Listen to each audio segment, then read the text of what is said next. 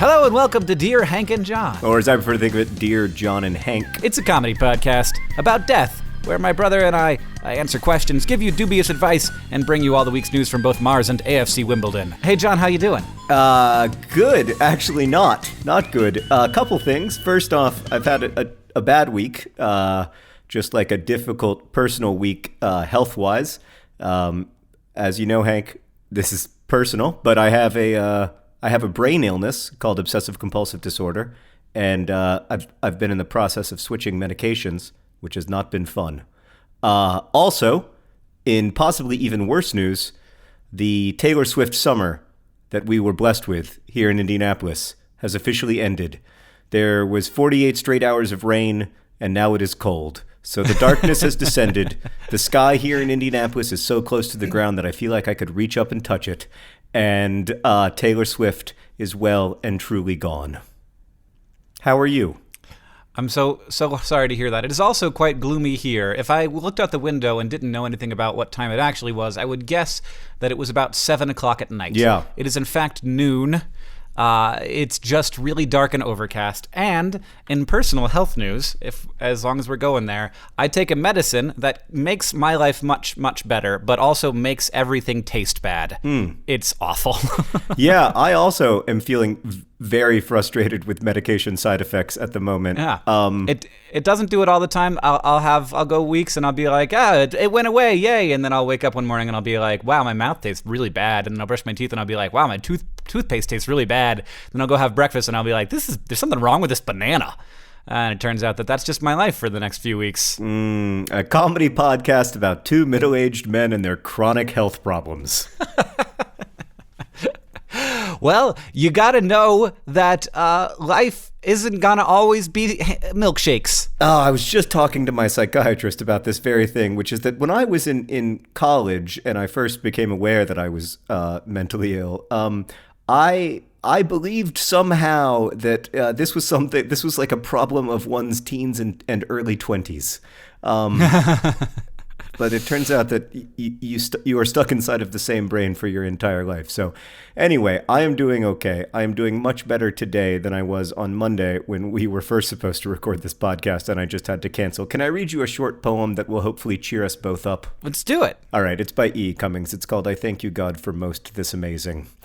I thank you, God, for most this amazing day, for the leaping greenly spirits of trees and a blue true dream of sky, and for everything which is natural, which is infinite, which is yes. I, who have died, am alive again today, and this is the sun's birthday. This is the birthday of life and of love and wings, and of the gay, great, happening, illimitably earth. How should tasting, touching, hearing, seeing, breathing, any lifted from the know of all thing human, merely being doubt unimaginable you? Now the ears of my ears awake, and now the eyes of my eyes are opened. E. Cummings, a poem from, I think, the 1940s, but I'm not positive. That was nice. Thanks for that poem, John. Yeah, it's a good one. E. Cummings, specializes in the poetry of surprisingly optimistic. That would be my description of E. Cummings' poetry. Well, let's answer a question from Dell, who is surprisingly optimistic and says, Dear Hank and John, when I'm seated in any public restroom or private or portable restroom, and I see a toilet paper roll that is set to dispense from the under position, I assume that the toilet paper is coming from toward the wall, out from under.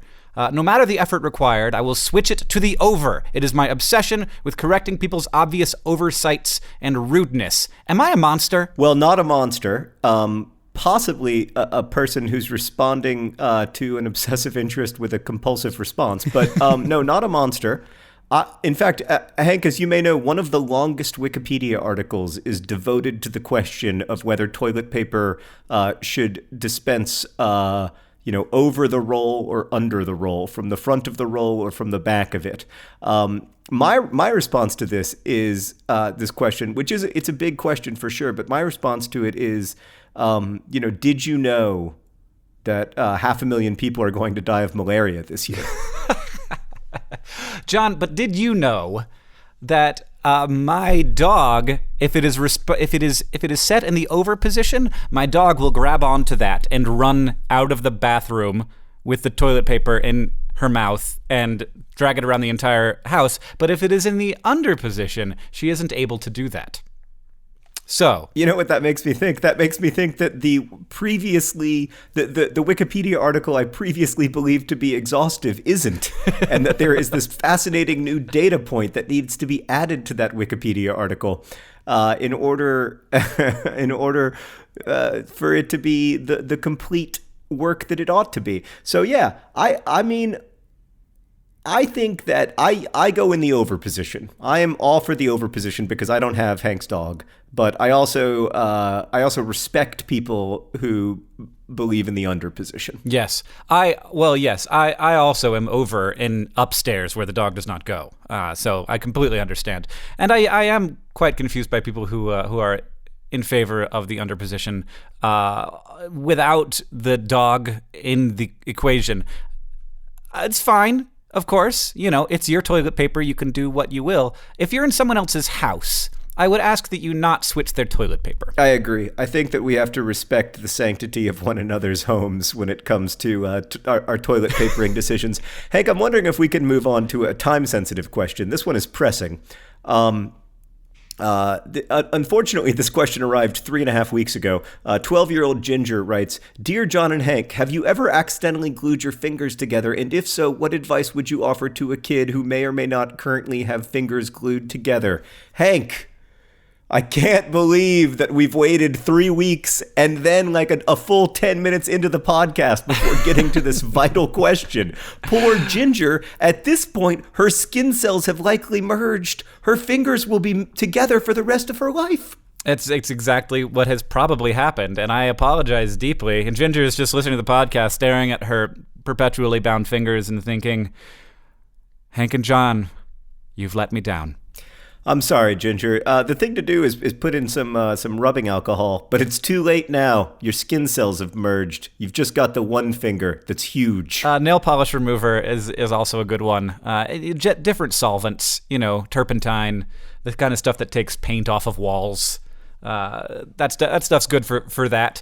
And yes, I have. John, have you ever glued your fingers together? I have, yeah. I used to really like the feeling of the stickiness when I would glue my thumb to my pointer finger, with Superglue. For a while there, you can still unstick and restick and unstick and restick, and I really liked that tactile sensation. But then eventually, you do it one too many times, and suddenly you can't unstick it. And I think that maybe is the situation that Ginger found herself in. Fortunately, I was able to ask someone what I should do, and they gave me nail polish. But that's because I didn't ask my favorite podcasters, who clearly did not answer in an appropriate time frame. We have another question from Amy. I am fascinated by this question, who asked, "Dear Hank and John, if I get in a helicopter and hover for 24 hours, would I end up in the same place I started because of the Earth's rotation? Let's assume, for the plausibility of the question, that I have enough fuel to hover that long and that I've pointed the helicopter in the right direction to correspond with the Earth's tilt." You want to take this one, John? Yeah, this seems like a question for me, Amy. Thanks for... Thanks for the thoughtful question. So if you get in a helicopter and you hover, do you know, by the way, that when Hank was a little boy, he called helicopters heliflopters? It's a true story. So he's going to act like he knows the answer to this question. But do you trust a man who once called helicopters heliflopters? Anyway, if you get in a helicopter and you hover in the exact same spot for 24 hours,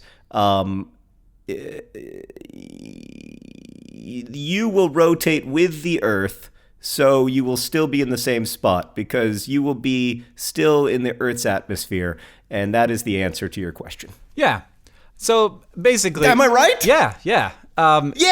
You will stay... I mean, it depends. Basically, the winds will blow you around. If you try and stay at a point in the atmosphere does move around. But obviously, the atmosphere does not stay in the same place while the Earth spins underneath it. The atmosphere moves along with the Earth and spins along with the Earth.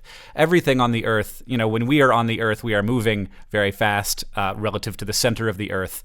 But we are not moving very fast relative to the surface of the Earth. We are not moving at all relative to the surface of the Earth because the surface of the Earth spins with us. And so when that helicopter takes off, it is also, it is staying at the same speed relative to the surface of the Earth, which means that the Earth does not spin underneath it.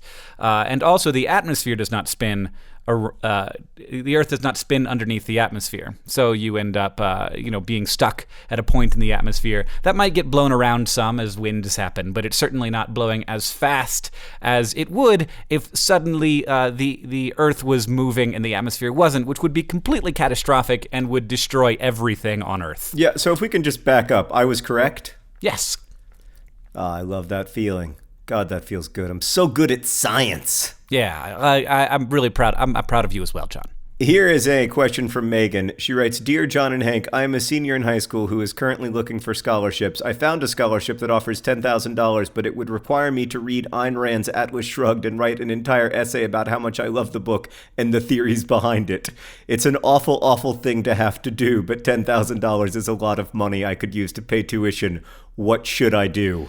Well, oh my God! I think there's two options here. One is just to just consider the world an unfair place and move on. The other is to read Ayn Rand's Atlas Shrugged, write an amazingly, exceptionally good essay about how wonderful it is, get the scholarship, and then as soon as the check clears, write an amazing essay about how destructive the worldview put forth in Atlas Shrugged is, and how you got a scholarship that required you to write the opposite of that, and then post that on Medium, where it will get 1 billion views and you will become semi-famous. Yes, right. Yes, your Medium story will be entitled "How I Scammed a Bunch of Ayn Rand Fans Out of $10,000," which is the ultimate, I would argue, like the ultimate use of the Ayn Rand worldview. Absolutely. Is to scam Ayn Rand fans out of $10,000 who are forcing you to read Atlas Shrugged in exchange for a scholarship, which by the way, like in a larger sense, like points to one of the big problems of objectivism, the fact that we even need $10,000 scholarships, because obviously some people have access, some people are able to pay for college and others aren't.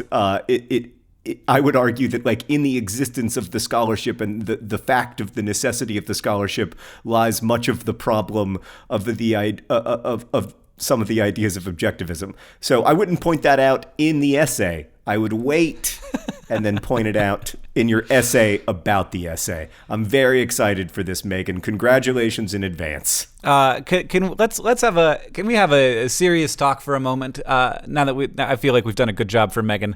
I would be very careful about doing this because there's a large chance that she won't get the scholarship, and that's too bad. But so maybe don't waste too much time on it. But it would be amazing.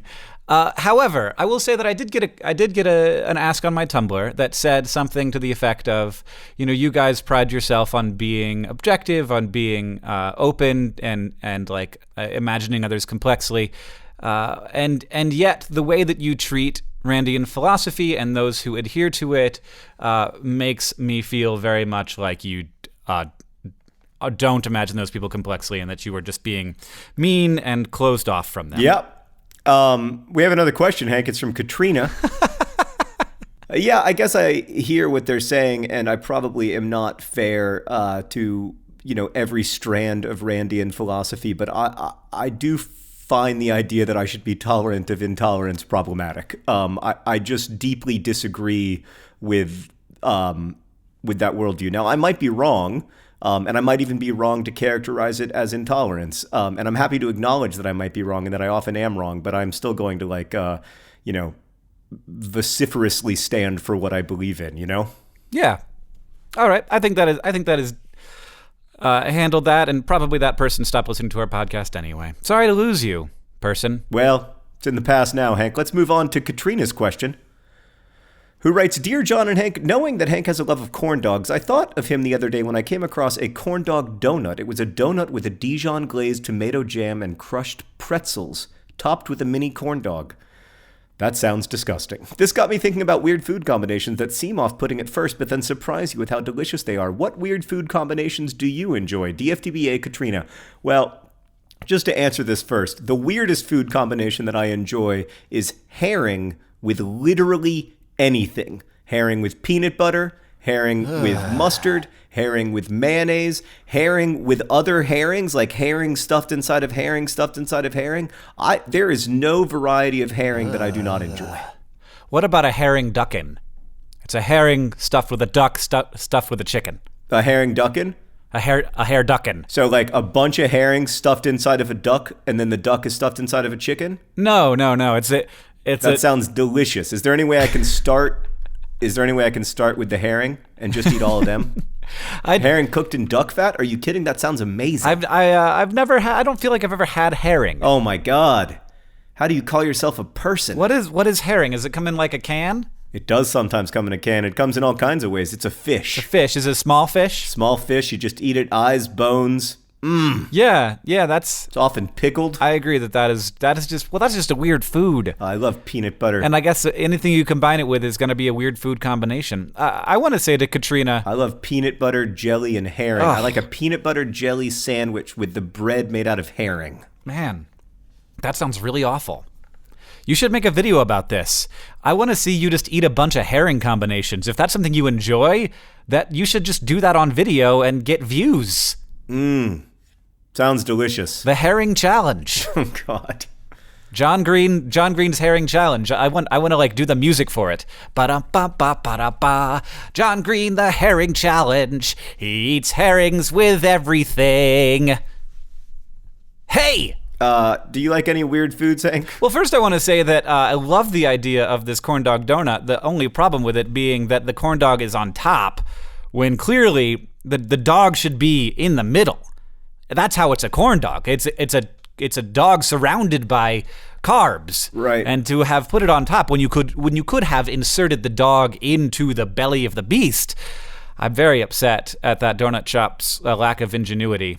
But maybe they want to have it right on top there so people don't accidentally eat it thinking that it's going to be a regular donut and then encounter meat in the middle and they say, is there meat in this? With their meat in their mouth, which happened to me the first time. I gave a friend of mine a corn dog once. She was like, I've never had a corn dog. And I was like, oh, you can have a bite of mine. You can have the first bite. And then she took a bite and she said, is there meat in this? And I was like, I could have explained the idea to you. But yes, there is. It is basically just meat with a little bit of not meat. But you can't see any of the meat, and I understand how that could be confusing. Weird food combinations that I greatly enjoy. I like to put anything inside of a tortilla, like pasta, like spaghetti with meatballs inside of a tortilla, or mac and cheese inside of a tortilla. Basically, I don't know if that's a weird food combination, but that is something that I did a lot as a child. And I used to put baked beans in my macaroni and cheese, which is very good. I used to put... I really like the idea, Hank, of you opening up an unusual burrito restaurant. I mean... that sells spaghetti and meatballs burritos, or peanut butter and jelly burritos. You can't say that I have any shortage of ideas. I'm just full of them, full of amazing ideas. Everybody's going to go for that grilled mac and cheese burrito. No, but that might be your first truly billion-dollar idea, you know? Like, I mean, that I could see that rivaling Chipotle, the unusual burrito shop. No, I'm just kidding. Our first billion-dollar idea was Jurassic Mars. That's definitely it. I don't know why we haven't been developing this idea more. Someone explained to me how 8 weeks after we invented Jurassic Mars, there still isn't a Jurassic Mars movie. I don't know. I'm very frustrated. Oh man, should we answer another question, Hank? Yeah, let's answer Bridget's question. Okay. Who asks, Dear Hank and John, we were talking about family the other day, and I said relatives to refer to my grandparents as well as my husband. My husband was thrown off because using the term related to refer to him sounded like he was my cousin or something. He's not my cousin. So my question is this: should I use the word related when talking about a married couple? And if not, what word would I use? Is there a word for that? Well, I would argue that family is not just blood. I don't agree with the notion that family is merely blood. I kind of think that you decide your family, and that's one of the things that you commit to when you commit to marriage, and one of the things to me that's cool about marriage. So I think that you are related to your husband. Although it does sound weird when I say it that way. Yes, because the word related sounds as if you are... It sounds... The meaning of the word, it seems to mean that you are connected to them by blood. But if you look at what the word actually means, as in you have a relationship with them and thus are related to them by law, then yes, you are related to your husband. Now, Hank, can we get to what I think is at the core of this question, which is, are there any famous people who were married to their first cousins? Oh, yeah, lots.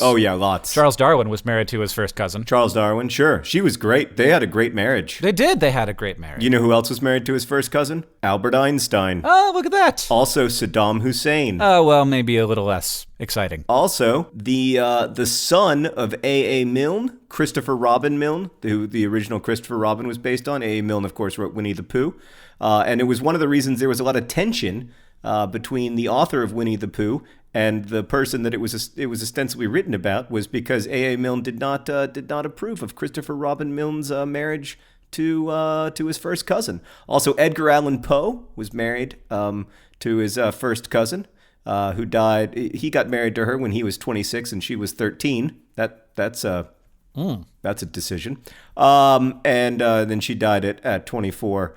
And inspired many of his most famous poems. So yeah, it's I'm not here to judge you. That's all I'm saying.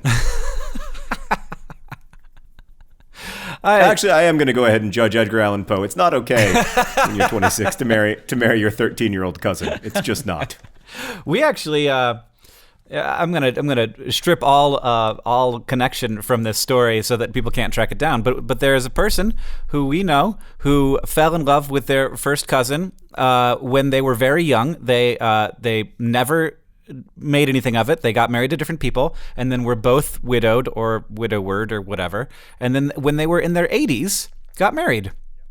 That is a thing that happened to a person I know. Yeah, and fascinatingly, in the place where they live, that is not illegal, because the law specifically states that you can't marry your first cousin unless there's no chance of childbearing, and since they were in their 80s, there wasn't. Indeed. All right. Well, I'm glad that this podcast has so far. Yes. What did you say? Today's podcast is brought to you by post-menopausal cousin marriage. Post-menopausal cousin marriage, legal. In some places.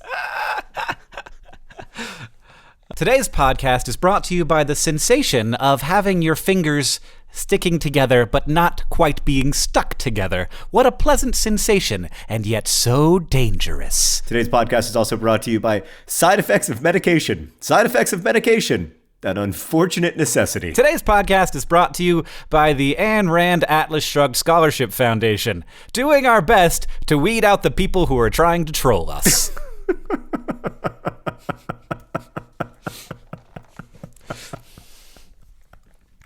I can't even believe that that's a real scholarship. I can't believe that that's really a thing.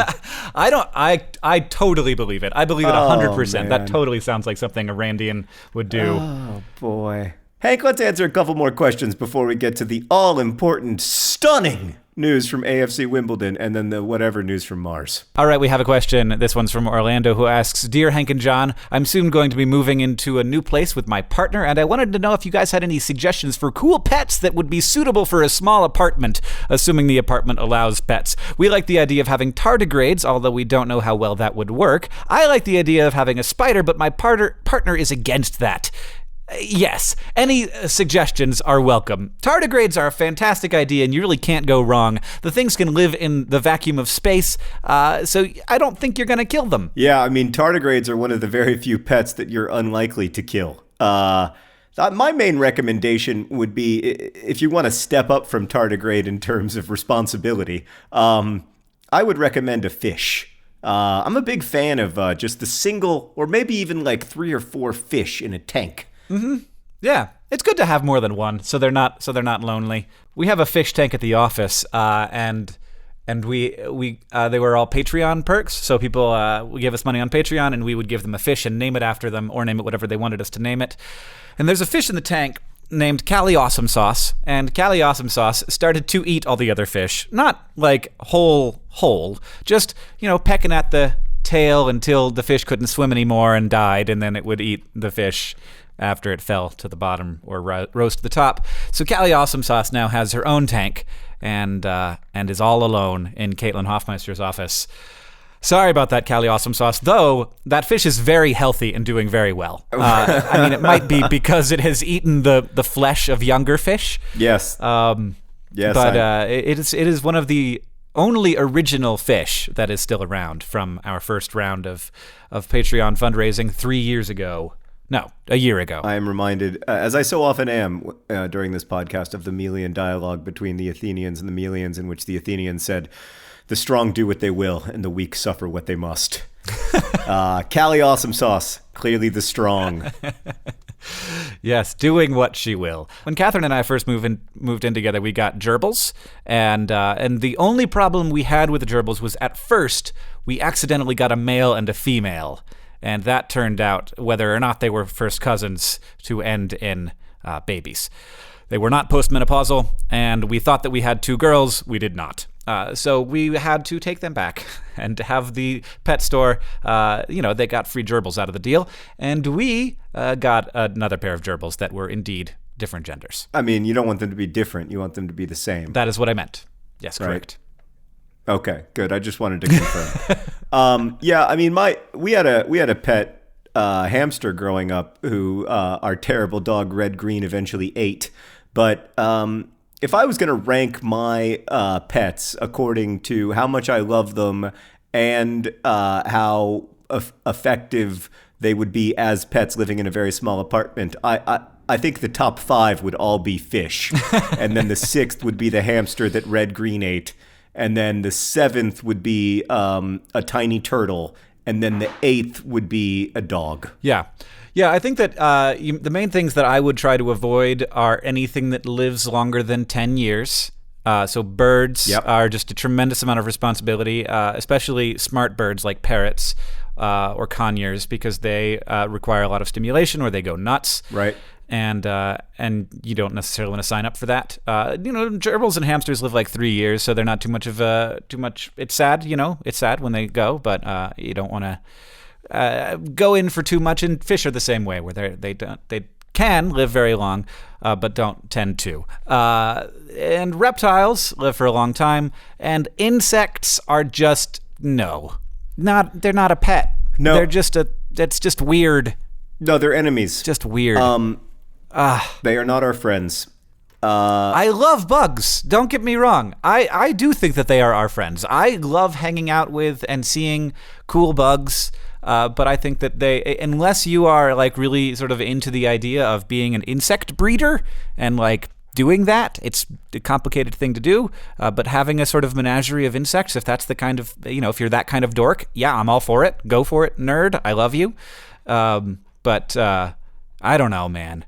It's a lot of work, especially carnivorous bugs, because then you have to be having other bugs to feed to the bug. And it smells bad. Yeah, so in summary, we've decided that you should get a fish, Orlando. You should probably get a fish. Congratulations in advance on your new fish. Or multiple fish. Well, Hank, you know what the plural of fish is. That's true. That's true! God dang it! It's time for the news from Mars and AFC Wimbledon! Hank! Yes? What is the news from Mars? The news from Mars comes to us from just outside of Mars. The orbit of Mars, in fact, where Phobos, Mars's moon, one of Mars's 2 moons, is being ripped apart by Mars's gravity. Uh-oh. Phobos is too close to Mars. It is not in a stable orbit. It will eventually crash into the surface of Mars in tens of millions of years. Before that happens, we have now determined Phobos will be ripped to shreds and will fall as a bunch of small rocks. Phobos, it turns out, is it's basically a bunch of rubble that has stuck together and has been covered in a layer of like dust and stuff. Just a layer basically just dust. Smaller, very small rocks. And so it looks solid, but it has this like 10 to 100 meter thick layer of dust on top of it, which is quite a lot of dust, but it is not as solid as it looks. And it has these weird stripes on it, that we initially assumed were because of some very large impact that created a rippling destruction throughout the entire moon, because these stripes go from the top to the bottom of the moon. But it turns out that those stripes are in fact the weak points in the moon as it is getting stretched out by Mars's gravity as it approaches the planet, and that is the beginning of Phobos being torn to pieces by Mars's gravity, which is kind of terrifying. Yeah, that's horrifying. I'm once again, as I so often find myself feeling, glad that I don't live on Mars. Wouldn't it be kind of it'd be interesting to look at the moon and be like, in 10 million years, that thing's going to kill us. Well, I mean, is it definitely going to kill everyone on Mars? Well, no. I mean, you have 10 million years to deal with it. No, it's just going to inconvenience. Yeah, so probably if this were happening to our moon, but if it were happening to our moon, if our moon, we've talked about this before, that if our moon, oddly enough, that if our moon broke up, it would destroy all life on Earth. If our moon hit the Earth, it would destroy everything. Yay. Phobos is not as big, but neither is Mars, so I don't actually know what would happen. But I imagine that it would be a very significant catastrophe on the surface of Mars for anyone or anything that was living there. However, with 10 million years to spare, chances are you could throw something up there, just a few million ion thrusters or maybe some nuclear warheads, and blast it into a stable orbit. I think that... I think we could do that. I think that that's all terrifying, and we should talk about League Two football. The real stuff. All right. Oh, Hank, it's been a wonderful week for AFC Wimbledon. They won their second consecutive game, again scoring more than 2 goals. They beat York City 3-1. Yeah. You'll remember from our last podcast, Hank, our new striker Lyle Taylor, the Montserratian international from the island of Montserrat. Yes. Well, he as you know, Every nation has its own team, and then all the players play for different clubs. Like Lionel Messi, he's Argentinian, but he plays for Barcelona. Well, Lyle Taylor is Montserratian, but he plays for AFC Wimbledon. He scored in his only goal for in his only game for the Montserrat national, or in his first game for the Montserrat national team. He scored against Curaçao. It's very exciting, and he scored in the game against York City, as did Tom Elliott and Ade Aziz. So the Tom Elliott's a very interesting kid. He's 24 now, and he's looking very promising, I think. He had a long spell at Cambridge United. He spent about 3 years there, and he's just come over to AFC Wimbledon, and he's looking right likable. And Ade Aziz is looking really good too. So we're looking like we have a good, strong attacking game, like we can finally score some goals, and our back four played much better than at any point in the season. And so suddenly we are in the top half of the table, which is definitely where we want to be. We're 12th right now. We're 12th on 22 points, and we're only, amazingly, we're only 3 points. We're only 1 victory away, Hank, from being right there in the playoff picture, right there in that top 7 where we want to be at the end of the season. So, all right. It's definitely good to put together 2 wins in a row for the first time this season. Definitely exciting stuff. All right, let's keep the string going. Get a turkey. Is that what it's called? Yes, we're going to try for the turkey this weekend. Or last weekend, as you're listening to this. Yeah.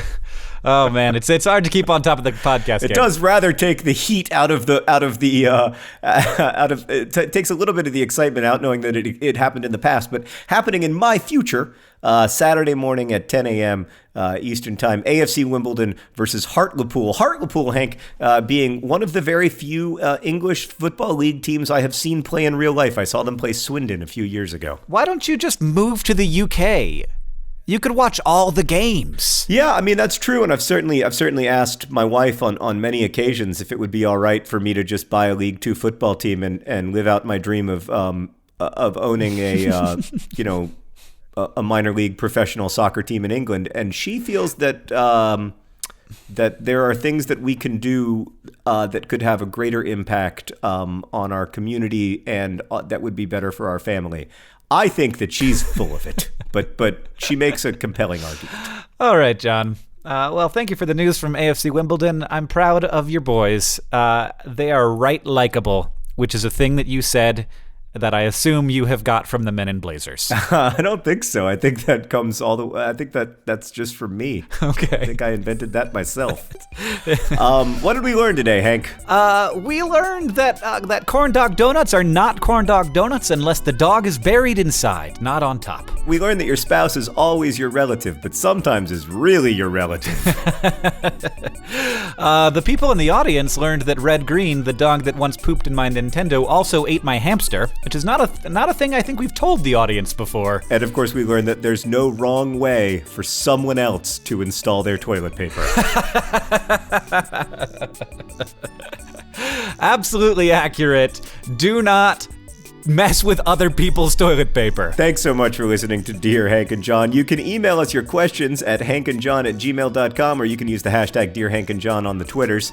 I'm John Green on Twitter. Hank is Hank Green, and if you want to follow Hank Green on his social media of choice, that's Snapchat. He's Hank GRE. That's correct. This podcast is edited by Nicholas Jenkins. The music is from Gunnarolla at youtube.com/Gunnarolla. 2 R's, 2 L's. And as they say in our hometown, don't forget to be awesome.